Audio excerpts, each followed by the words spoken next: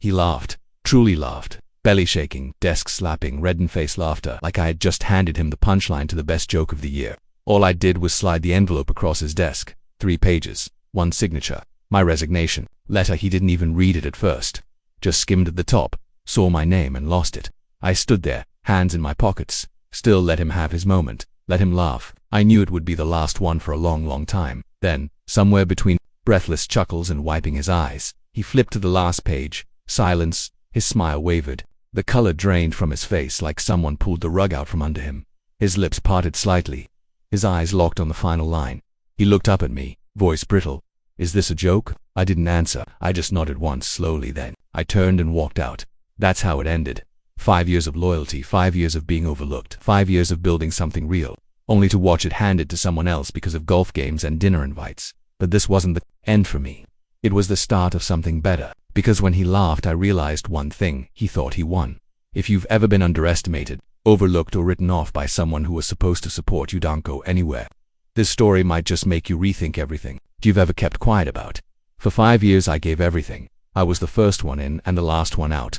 I skipped vacations, took client calls, on birthdays, on holidays, even during dinner. I stayed up late reworking pitch decks, writing strategy briefs, calculating projections that no one else bothered to double-check. I missed anniversaries, I missed weekends. I missed the kind of life I thought I was building this all for. At first it felt like purpose, like I was earning something, building something. A legacy maybe, a future I could be proud of. I believed that hard work spoke for itself, that the right people noticed, that effort, sacrifice, loyalty, those things would mean something. In the end I believed in him. Harold Bennett, my boss, my wife's father, a man who shook my hand on my wedding day and promised to treat me not just as a son-in-law but as a partner in vision. He told me I was sharp, reliable, promising. I held on to those words through every long night and every time I bit my tongue in meetings where someone else took credit for my ideas. I thought staying quiet was strategy. I thought patience was strength, but looking back now, I see it for what it was. I wasn't building a legacy. I was patching holes in someone else's sinking ship, holding it together while they played favorites and passed the spotlight around like it was a family heirloom I wasn't born to inherit. And I think that's what hurt the most. Not the missed moments or the exhaustion, but the realization that none of it had ever been mine to win. That no matter how much I gave, I was never really on the list. I was just convenient, useful, invisible, until I wasn't. There's a special kind of silence that follows that realization. It doesn't scream, it settles deep in your gut, and it waits. The email came in on a Monday morning. Subject line: announcement, new VP of strategy. I opened it casually. I wasn't expecting a surprise. After everything I had done, after the quarters I had saved, the clients I had landed, the systems I had overhauled, it felt like a formality, a nod to effort, a recognition long overdue. But my name wasn't in the subject line, or the body, or the CC. It was Brian Carter, promoted to VP of strategy. Brian, who showed up late and left early. Brian, who once asked me if Excel could auto-spell check numbers. Brian, who spent most of his workdays arguing about fantasy football trades and sending GIFs in group chats. That Brian. I read the email 3 times, just to be sure, just to confirm that yes, I was still invisible, still convenient, still outside the room where decisions were made. I walked into Harold's office. I didn't knock, I didn't smile. I just asked him why. He looked up from his desk and smiled like we were sharing some inside joke, like this was all harmless. "You're good son," he said, "but Brian's got vision." Vision, the word hit like a slap, a cold rehearsed line meant to end the conversation. But he didn't stop there. And besides, he added, leaning back in his chair, we don't want to raise any eyebrows of favoritism, do we? Favoritism. That was the excuse. Promoting the guy who had dinner with him every Saturday, who called him H and played golf with him on Sundays, that wasn't favoritism. But promoting me, his own son-in-law, the one who bled for this company, that would be too obvious. I didn't say much after that, just nodded and left. But inside, something shifted. Not in anger, not in rage, not in clarity. After that meeting, something inside me clicked. The emotion settled. The disappointment stopped burning, and in its place came silence. Not the silence of defeat, but the kind that sharpens thought. Cold, clear, calculated. I didn't quit right away. That would have been too easy, too obvious. I smiled in meetings. I clapped at the announcement party. I even handed Brian a drink and told him congratulations. He grinned and said, "Tough break, man." I smiled back, but I wasn't done. I started small, quiet first. I went through every project file I had worked on, every deck, every pitch, every strategy doc that had my fingerprints on it. I backed them up, dated them, cross-referenced results. I knew where every win had come from, and I made sure I could prove it. Second, I called someone I hadn't spoken to in years, my old professor from business school.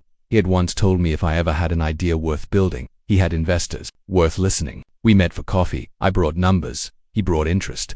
After 2 hours, he told me if I was serious, he'd back me. That was enough. Then I reached out to a few clients, not the giants tied up in corporate chains, the agile ones, the ones who cared about service, not politics. I didn't pitch, I didn't beg. I asked one question. If I moved, would you follow? The answers came faster than I expected. Absolutely. You're the only reason we've stayed this long. I thought you'd never ask. Piece by piece, the foundation started to shift, not loudly, not all at once, but like quiet tremors under the surface, enough to make cracks form in a house that looked stable on the outside. I wasn't reckless. I wasn't rushing. I was building. Every move had purpose. Every step was a seed, and no one saw it coming. Not Harold, not Brian, not even the people closest to me, because I didn't raise my voice. I didn't make demands. I made a plan. And then I followed it. I waited 3 weeks. 3 weeks of showing up like nothing had changed. I answered emails. I led meetings. I shook hands with clients I had already spoken to behind closed doors. I played the role one last time. Then, on a quiet Thursday morning, I walked into Harold's office with a sealed envelope. He didn't even glance at it at first, just waved me in and kept typing.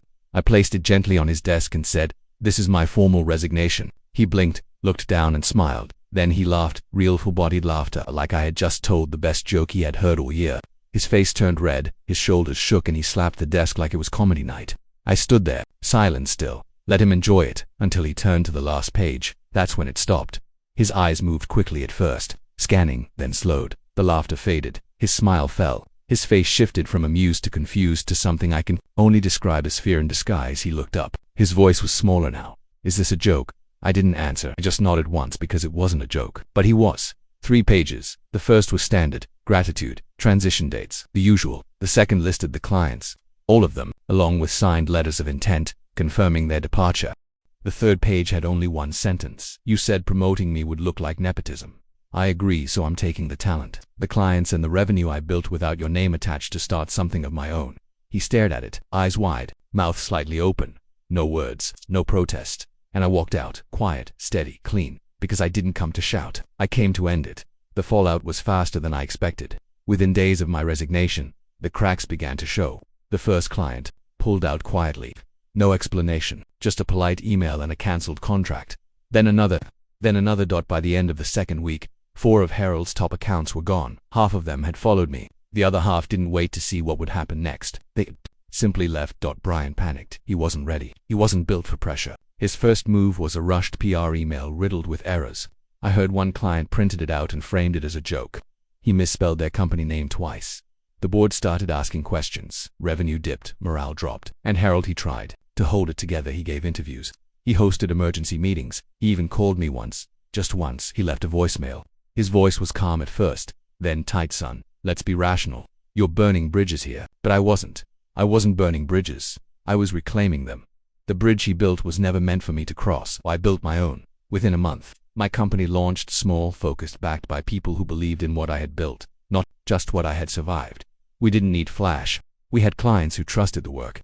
We had results. We had proof, and I had something Harold never did. Loyalty built on respect, not fear.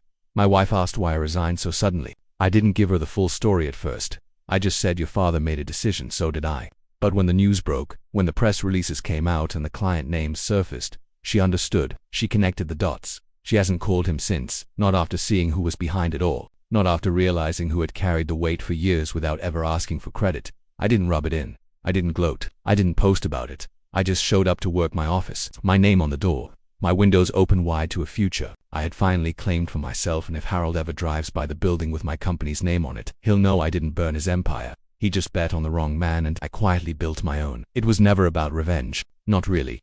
Revenge is loud. It demands attention. It wants to hurt. What I wanted was different. I wanted clarity. I wanted space to build something that was mine. And maybe, deep down, I wanted him to finally see who I had been all along. Wasn't angry when I walked out of his office. I wasn't bitter. I wasn't even sad. I was awake, because sometimes growth doesn't come from fighting back. It comes from walking away. Quietly, intentionally, fully aware of what you're leaving behind and what you're stepping into. Some bridges are not meant to be burned. They were never yours to walk across in the first place, so you build your own stronger, wiser, higher dot. And when you stand on it, you don't look back to gloat, you look forward. Because everything ahead is finally yours, not because someone gave it to you, but because you took the steps to claim it. If this story reminded you of someone who underestimated you, someone who told you that you weren't enough, leave a single dot in the comments.